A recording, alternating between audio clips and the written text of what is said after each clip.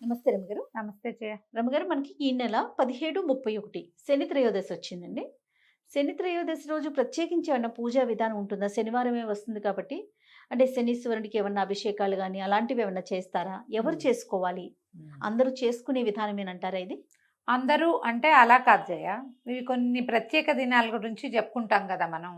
త్రయోదశి విశేషం, శనివారము విశేషమే. ఈ 2 కలిసొచ్చినప్పుడు ఎవరికైతే జాతకాల్లో శని గ్రహం తాలూకు శని దోషం కానీ, హుహు. అంతర్దశల్లో, విదశల్లో ఎక్కడైనా శని గ్రహం తాలూకు ఆయన నీచంలో పడ్డము, ఉచ్చంలో పడ్డం లెక్కలుంటాయి. అవును. ఇవి. ఆ తర్వాతేమో ఏదో అర్ధాష్టమ శని తర్వాత మనం ఇది చెప్పుకుంటాం కదా, 7 సంవత్సరాలు ఉండే సాడే సాతి అంటుంటారు. అలాంటి శని దశలు ఉన్నప్పుడు వీళ్ళు ఖచ్చితంగా ఈ రోజున గనక ఏదైనా చేసుకుంటే, శని మామూలుగా శని అనంగానే ఏంటంటే అదేమిటో బ్యాడ్ వర్డ్ కాదు జయ. మెల్లిగా వెళ్ళేది అని అర్థం. స్లోగా వెళ్తుంది. హ్మ్. శని దశలు శని గ్రహము మిగిలిన అన్ని గ్రహాల కంటే నిదానమైన నడక గలవాడు. ఓకే. రోజులు గడవు. శనితోటి అది ప్రాబ్లం అనమాట. అందుకని ఏం చెప్తారు, మామూలుగా ఈ శనివారాలు పూజ చేసుకోండి, శనివారాలే మన రుద్రాభిషేకం చేసుకోండి, శివాభిషేకం చేసుకోండి, శనివారాలే వెంకటేశ్వర స్వామిని చూడండి, శనివారం నాడు నువ్వుల నూనె ఒంటికి నలుగు పెట్టుకోండి, దీపం పెట్టుకోండి, వెళ్ళి మన మన నవగ్రహాల దగ్గర అక్కడ ప్రదక్షిణాలు చేయండి, శనికి తైలాభిషేకం చేయించుకోండి. ఇవన్నీ ఎలా జరుగుతాయి జయ? ఇప్పుడు నువ్వు నేను మాట్లాడుకుంటే కాదు కదా, మన జాతకాన్ని ఎవరికైనా చూపించి దాన్ని చదివించుకుంటే, జాతక పఠనం జరిగినప్పుడు బాబు నీకు ఈ పరిస్థితి ఉంది, మీరు ఇట్లా శనివారాలు చేసుకోవాలి అని ఎవరికైతే చెప్పబడి ఉంటుందో హుహు. వాళ్ళు తప్పకుండా చేసుకోవాలి. పైగా ప్రతిసారి రాజు శని త్రయోదశి కొంచెం రేర్గా వస్తుంది సంవత్సరంలో కొన్నిసార్లు. ఇది శ్రావణంలో ఏంటంటే 2 త్రయోదశులు శనివారం నాడే వచ్చాయి. ఏకాదశిలో అలానే వచ్చినాయి. త్రయోదశి కూడా అలానే అలాగే వచ్చింది రమగారు. వచ్చింది. ఆ ఏకాదశి ఏమో శుక్రవారం నాడు ఏకాదశి వచ్చి శనివారం నాటికి త్రయోదశి వచ్చేసింది. అవును. చిత్రంగానే ఉంది. హ్మ్. సరే, ఒక్కొక్కసారి అట్లా జరుగుతుంది. ఈ శ్రవణ నక్షత్రానికి సంబంధించిన మాసం కదా, శ్రావణ శనివారాలు విశేషంగా వెంకటేశ్వర స్వామికి చేసుకోవచ్చు. ఓకే. కొందరు చేసుకుంటారు కదా. శనికి ఏదైనా సమస్యలు ఉన్నవాళ్ళు జాతకపరంగా ఒక్క మాట చూపించుకుని ఉన్నది, అలాంటి సమస్య ఏదైనా ఉంది అంటే కనుక విశేషమైన కాలంగా తిని చెప్తారు. ఓకే. దేవాలయానికి వెళ్ళటం, శనికి తైలాభిషేకం అవి చేస్తారు. నవగ్రహాల్లో శనీశ్వరుడు ఉంటాడు కదా, హ్మ్.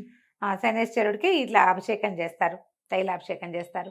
చిన్నటి నల్ల గుడ్డల్లో నువ్వులు పోసి మూట కట్టి దాన్నే దీపంగా వెలిగిస్తారు. 19 ఎన్నో ప్రదక్షిణాలు ఉంటాయి, 19 ప్రదక్షిణాలు చేయమంటారు. ఇవన్నీ లెక్క పెట్టుకుని 17, 19 లెక్కలు ఉంటాయి. ఈ లెక్క ప్రకారం ఈ గ్రహానికి ఇది. నీలాంజన సమాభాసం రవిపుత్రం యమాగ్రజం ఛాయామార్తాండ సంభూతం తం నమామి శనైశ్చరం. ఇంతది చిన్న శ్లోకం. ఈ శ్లోకాన్ని చదువుకుంటూ ఈ దేవాలయంలో ప్రదక్షిణ చేసుకోవచ్చు. మేము అభిషేకాలు అవి చేయలేమండి, అంత శక్తి లేదు, సమయం లేదు, కుదరదు, ఆసక్తి లేదు, అంటే అంత పెద్దవి చేయాలని లేదు అన్నవాళ్ళు ఈ ఒక్క శ్లోకం నేర్చుకోండి. శనివారం నాడు ఎక్కువ సార్లు జపిస్తే మంచిది. ఈ శని త్రయోదశి నాడు దారిలో ఆఫీస్కి వెళ్ళే దారిలో, కాలేజీకి వెళ్ళే దారిలో ఉన్న శివాలయంలో తప్పకుండా నవగ్రహ ప్రతిష్టలు కనపడతాయి. నవగ్రహాల చుట్టూతా ప్రదక్షిణ చేసుకోండి ఈ శ్లోకం చదువుకుంటూ. మీకున్న దశల్లో ఉన్న ఇబ్బందులు, దశల వల్ల జాతకంలో వచ్చే ఇబ్బంది, జీవితంలో మీరు ఎదుర్కొంటున్న సమస్యలు కొంత, అంటే తొందరగా గడవని ప్రాబ్లమ్స్ ఏమో గబగబా గడిచెళ్తాయి. ఎప్పటికీ తీరవనుకున్నవి తీరేందుకు కనపడతాయి. తప్పకుండా పనిచేస్తాయి జయ ఈ రోజులు. ఓకే. ఈ పరిస్థితి ఉన్న వాళ్ళు డెఫినెట్గా చేసుకోవచ్చు. మామూలు వాళ్ళు ఏం చెయ్యాలి, ఇలాంటి ఒక క్వశ్చన్ ఉంటుంది. ఇప్పుడు మనకి ఇది శ్రావణ శనివారం కాబట్టి మనం వెంకటేశ్వర ఆరాధన, విష్ణు ఆరాధన చేస్తాము. విష్ణువాలయానికి వెళ్ళినా మీకు మంచిదే, శివాలయానికి కూడా వెళ్తే ఇంకా మంచిది, ఇంకా మంచిది. శివాలయానికి వెళ్ళి మనం కూడా ఒక 3 ప్రదక్షిణాలు చేసుకోవచ్చు. మామూలు వాళ్ళు కూడా అందరూ చేయొచ్చు. ఒట్టిగా చేయకూడదు, శని దృష్టి మన మీద పడితే అలా ఉండదు. ఆయన దృష్టి మీద పడితే మనకేమవ్వదు. జాతక రీత్యా వచ్చేవే వస్తాయి తప్పిస్తే ఆయన చూస్తేనో ముట్టుకుంటేనో మనకి ఏదైనా వస్తుందని అనుకోవద్దు. అన్ని గ్రహాలతో పాటు ఆయన కూడా ఒకడు. తనకు అవసరం లేని చోటుకి వెళ్ళడు, తన పని ఉన్న చోటుకే వెళ్తాడు ఆయన.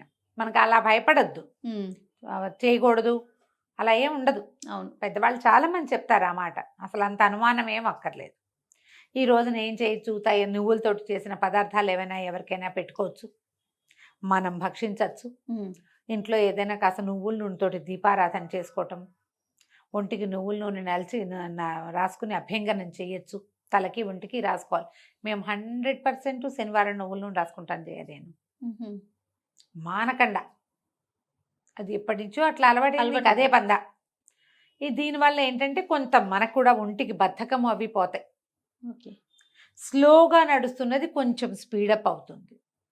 ఒకవేళ మీకు ఏదైనా మీ పరిస్థితుల దృష్ట్యా అనుమానంగా భయంగా అలా ఉంటే కనుక, ఆందోళనగా ఉంటే ఎవరితోటైనా మీ బర్త్ టైము ప్లేసు చెప్పి జాతకం చూపించుకోండి.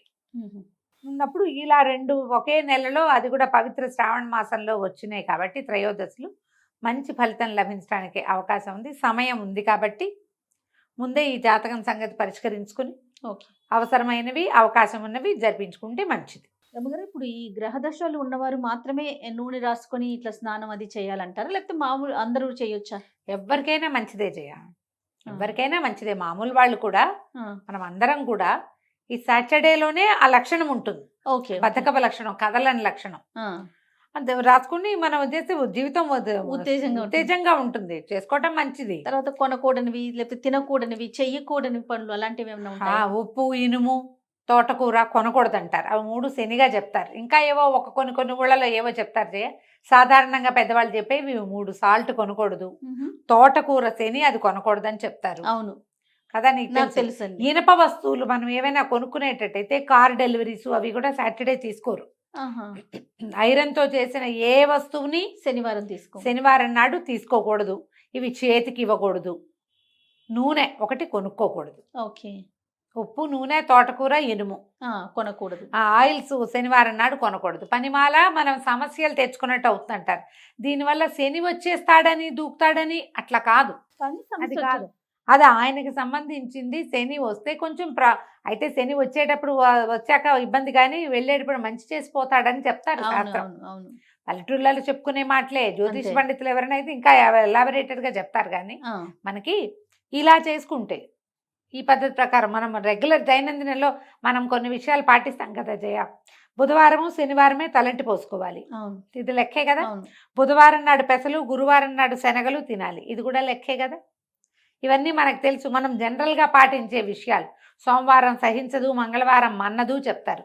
సోమవారం కనుక ఏదైనా కొత్త బట్టలు కట్టుకున్నాను అనుకో చిరుగుతాయి అవి.